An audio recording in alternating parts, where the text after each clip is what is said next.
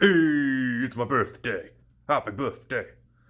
Well, birth month, I'm not going to give away my actual birthday for privacy reasons. Welcome back, dear viewers. It is I, Eragon. And, just like I said, in that very, very bad attempt at singing a birthday themed song, it's my birth month. Oh, now I don't exactly expect anybody to say happy birthday in the comments, but it would be nice. But again, not necessary. Today, we're going to be doing a character conversion that I actually would love to play as. This is Eragon Shadeslayer from the Eragon books, and also the movie, which is one of the few movies that almost perfectly reenacts the book. Anyway, enough of that. Eragon is a dragon rider. And yes, thanks to certain material from the DM's Guild, we can in fact make a dragon rider. And we're not using Unearthed Arcana because, unfortunately, the Dragon Companion from that Ranger subclass is a Drake. So, no wings. So, can't technically fly. So, we're not going to do it. We're going to do something different. Now, if you want a more in-depth look at Eragon, I would recommend getting the book series.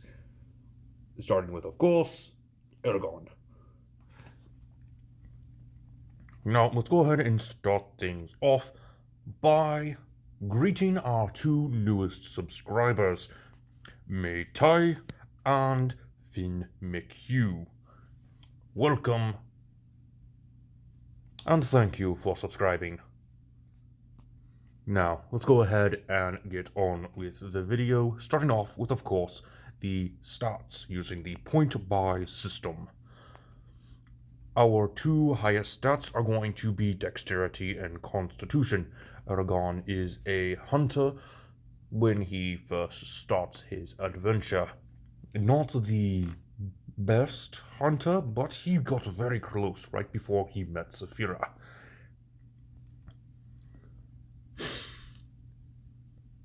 Next is going to be Charisma, followed by Wisdom. These are only for our multi-classing purposes, so we're going to keep them kind of in the low area. We also get our lowest stats is going to be Strength and Intelligence. He is a farm boy after all, so not entirely strong. I mean, nowadays he probably would be strong, but in the movie he's not that strong nor that intelligent. Anyway, we're going to be using Human, more specifically the variant Human, which will give us a +1 to 2 of our stats, grab Dexterity and Constitution. For your skill, grab Nature. For your feat, grab Aberrant Dragon Mark. This is the mark that symbolizes your bond with Saphira, hence why it's called a dragon mark. But this is from Eberron, it has some sort of other meaning. I just don't remember the lore. But the Aberrant Dragon Mark gives you a +1 to your Constitution, and you get access to 2 spells from the Sorcerer's spell list. Go ahead and grab a Mage Hand, that way you can retrieve your sword if it ever gets knocked out of your hand, and Burning Hands for your Brisinga, which is Dragon for Fire. That's how most of the spells work in the Eragon universe. You have to use the word in the dragon language, Draconic. For languages, grab Common and Elvish. Reason why for Elvish is because in one of the later books it is told that Eragon starts mutating magically and gets elf ears, some sort of elven magic. Magic's really confusing in the Eragon universe. Anyway, let's go ahead and go off to background, and I just realized that I need to change the language for our background. Instead of Dwarvish, grab Draconic, because you will need that in a moment. For your background, grab Outlander. You'll get the skill proficiencies of athletics and survival. For tools, you get a musical instrument. Just grab flute. And languages, of course, Draconic, since you are going to be bound to a dragon. For your future, you get Wanderer. And I have just realized I have been muttering a lot and slurring my speech. I need to stop doing that. Apologies. Moving on to class, we are starting off with Ranger. And that is because Eragon is a hunter, just like I've mentioned earlier. For your starting hit points, you get 10 plus your Constitution modifier, which is a good start to our hit points. For your saving throws, you get Strength and Dexterity. For your skills, pick Animal Handling, Perception, and Stealth. We're going to be using the features from Tasha's Cauldron of Everything for the revised Ranger, I guess you could say. Favored Foe, and Deft Explorer. But if you had to go with the original features for a Ranger, for your favored enemy, grab Undead, and for your favored terrain, forests. Now for our next class. We are going to be going to the Book of Dragons, which can be found in the DM's Guild. As always, I'm going to make sure to put a link to the DM's Guild, this specific book exactly, in the description. Now, the Dragonbound race is quite literally a class where you are bound to a dragon. You get a 1d8 hit die. Your extra hit points, since we're multi-classing, is going to be 1d8 plus your card modifier per dragon bound level. Since you are bound to a dragon, you get a dragon companion, which starts out as a wormling baby dragon. That's how you and Saphira start. And thanks to this class, the age is adjusted for your dragon companion. Once you get to certain levels, it becomes a certain age category. And you are soulbound to this dragon. If you die, it dies. And most importantly, if it dies, you die. Which is a little bit twisted from the book series, but this is still a very good class. I'll probably be using it for one of my next characters, if I ever get in a group again. Don't know how long that's going to be, though. Anyway, level 2 Dragonbound gets Soul Sense. You wasn't sure if it was this one or the last one, but Soul Sense. Anyway, one of these features, you are able to.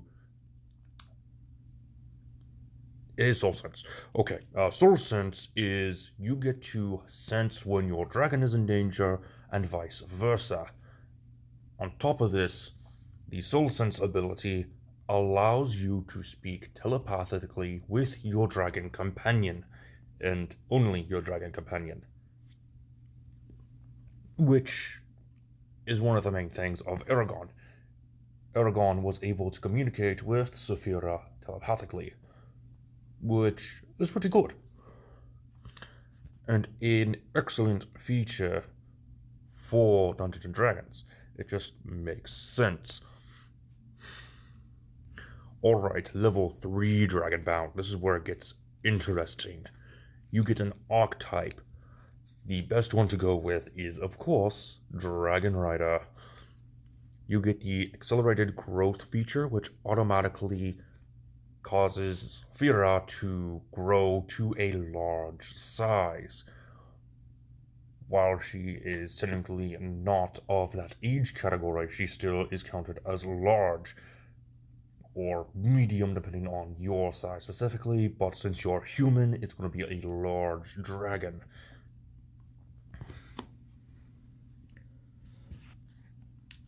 This is how you ride your dragon. You also get Dragon Rider proficiencies, which, if you weren't a ranger who already had proficiencies with all martial weapons, you would get proficiencies with weapons that would be good for when you're riding on your dragon. But you also get an additional feature to where it's easier to get on and off your dragon. It doesn't take away your movement speed that much. I don't have the material on hand, so everything's kind of vague. I apologize for that. Once again, you're going to have to get the material for yourself. Moving on, we're going to go ahead and increase to level 2 Ranger. Go ahead and grab the Druidic Warrior fighting style, and grab the cantrips Thorn Whip and create Bonfire. And for your spellcasting, you'll be using your Wisdom modifier. Level 4 Dragonbound gets an ability score improvement or a feat, but according to the Dragonbound stats, whenever you get an ability score increase, so does your dragon. So it is necessary to increase your own stats for this build. And I'll explain why here in a minute. So go ahead and increase your intelligence by 2. This will even out your intelligence score, since you are starting to learn a few more things about dragons. Level 5 Dragonbound gets an extra attack thanks to the Dragon Rider feature. I think it was because of Dragon Rider. It might just be Dragonbound altogether. Level 7 Dragonbound gets synchronized reflexes. This allows your dragon, while you're riding it, to take... Okay, so it's like mounted combatant, where while you are riding your dragon, if they are forced to make a saving throw to take half the damage, if they succeed, they take no damage from the successful saving throw and only take half damage if they fail the saving throw. So a very useful skill. Level 8 Dragonbound can either go with the ability score improvement, or you can go with a feat. More specifically, you can give Saphira, your dragon partner, a dragon feat, which is listed in the book. The best one to go with is armor training. The only prerequisite you have is your strength, is your dragon's strength score. There it is. Words. The dragon gains proficiency with light armor. If it is already proficient with light armor, it gains proficiency with medium armor, and so on and so forth. You can take this feat up to 3 times, which is amazing.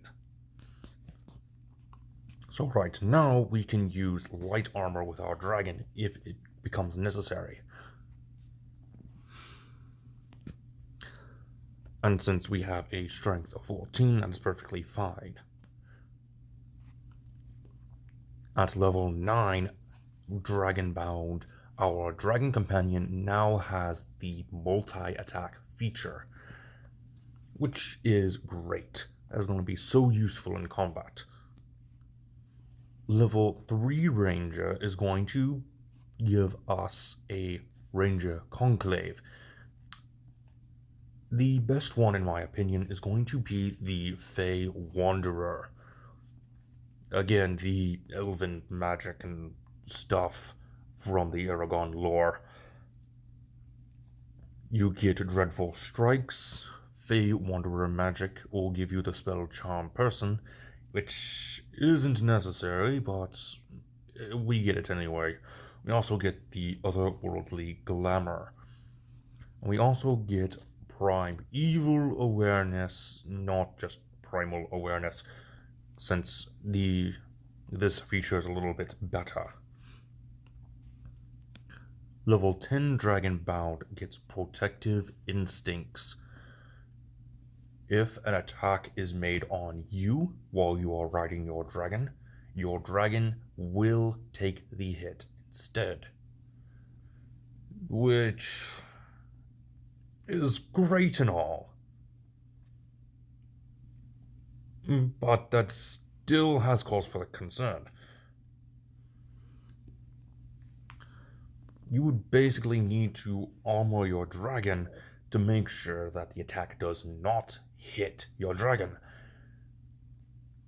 Because again, your dragon dies, you die, your dragon dies.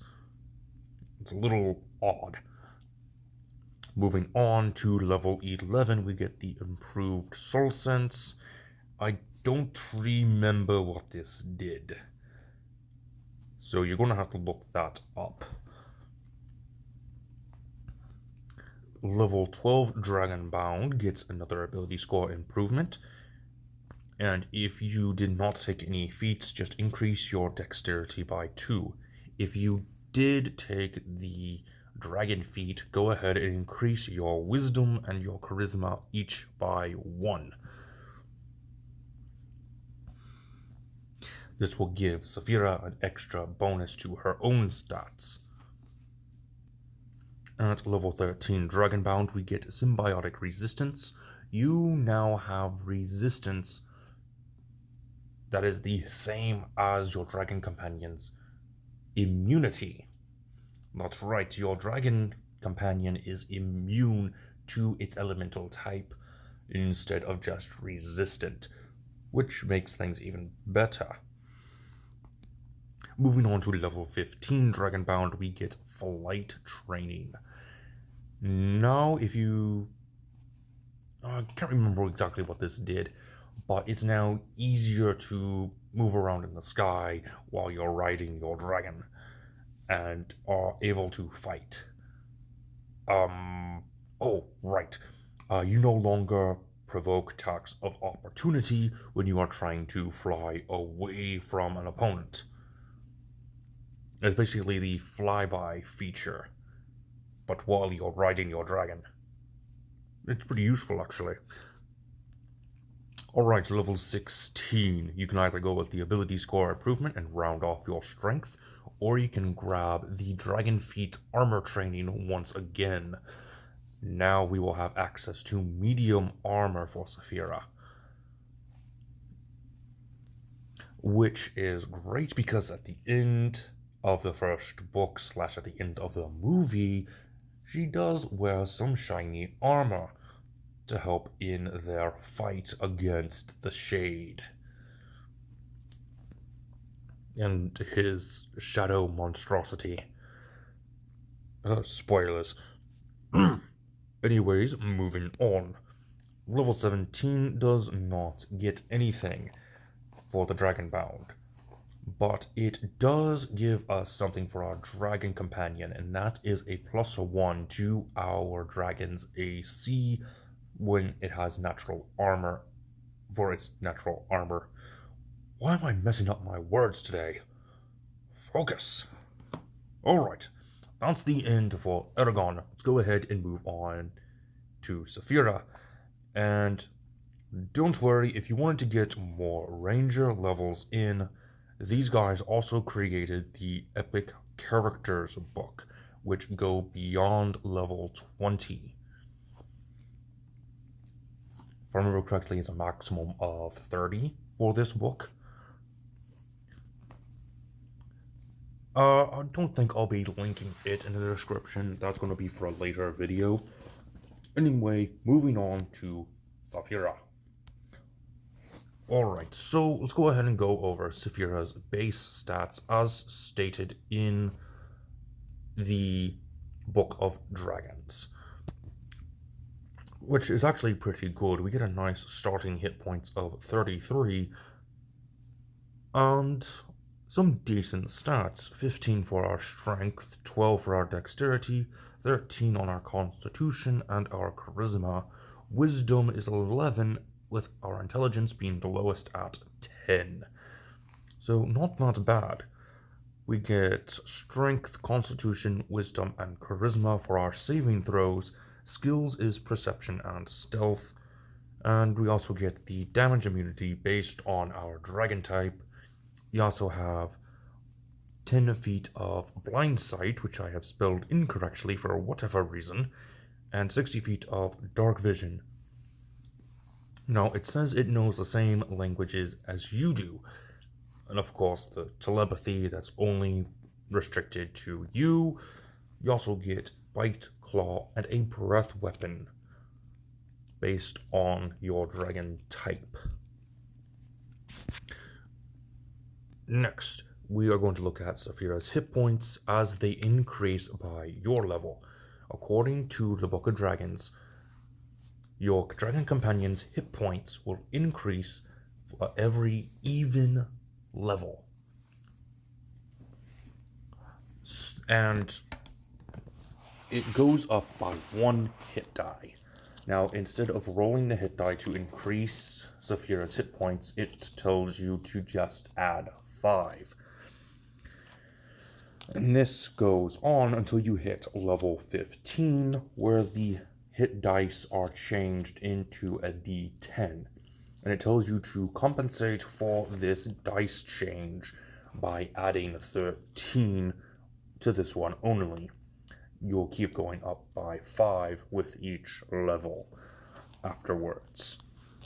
So at the end, once you are level 16 Dragonbound, Saphira has 81 hit points with 9d10 hit dice. It's not bad, actually.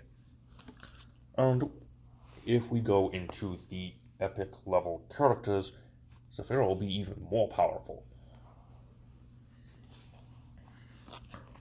Alright, now for Saphira's speed based on your level. According to the Book of Dragons, your dragon companion's speed will increase by 5. Well, your flying speed is going to increase by 10, while every other type of movement speed increases by 5. So if Saphira had a swim speed, it would increase by 5. Burrowing speed by 5. So at a level 17, which is the final increase, you have 40-foot walking speed and 80-foot flying speed, plus whatever type of speed Saphira might have, depending on her dragon. Now for the ability score improvements. Since we leveled up twice for the ability score improvements, we're going to only do 2 ability score improvements for Saphira. And according to the Book of Dragons, your dragon companion gets a +1 to strength and constitution, and will also get a +1 to another stat the next time an ability score improvement comes instead of intelligence. And I will state that here in a second. So we have 16 strength, 14 constitution, and 11 intelligence. Our next level will see charisma get increased instead of intelligence. So 17 on strength, 15 on constitution, and 14 on charisma. And as stated previously, Saphira's natural armor will get increased by 1 at level 17. Alright, so now for the big question. What type of dragon is Saphira? Well, there are 3 dragon types we need to consider. The blue dragon, the cobalt dragon, and the sapphire dragon. Since all 3 are Saphira's color. And technically, Saphira is sapphire, but the sapphire dragon is basically just one big hulking sapphire. It's not the color of sapphire, it's just a piece of sapphire. A very large piece of sapphire. So the sapphire dragon is out. And I would like to say that blue dragon is also out. And honestly, Saphira doesn't look like a blue dragon nor a sapphire dragon. In fact, cobalt dragon seems to be the best fit. Here's a picture from 4th edition. It almost perfectly fits how Saphira is depicted. So to end off this video, we're going to say Saphira is a cobalt dragon, which gives access to a lightning breath. So Saphira will be immune to lightning damage, which will give our Dragon Rider resistance to lightning damage. Alright dear viewers, I hope you enjoyed. This has been Drahan, and I am offline.